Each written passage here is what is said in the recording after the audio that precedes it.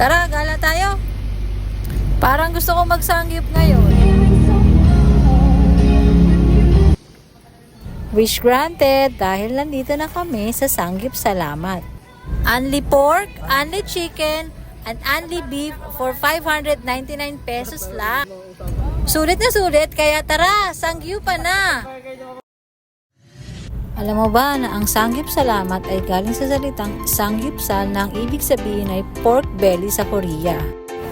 At tinugtungan ng salitang salamat ng ibig sabihin ay thank you sa Filipino. Ayan nga, at nagiging instant chef na kami dito sa Sanggip Salamat.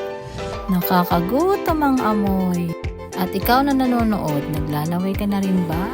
Kaya kung ako sa'yo, pumunta na ako sa pinakamalapit na Sanggip Salamat sa lugar nyo. Hindi talaga ako nag-breakfast, kaya susulitin ko talaga dito. Ayan o, naluluto na sila. Ang sarap talaga ng flavored meat nila dito. Tapos, isasawsaw mo pa sa cheese nila.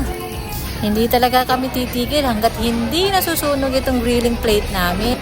Iniisip ko na ngayon, saan kaya ang susunod nating gala? Baka may idea ka, i-comment mo lang dito. Peace and love! Thanks for watching!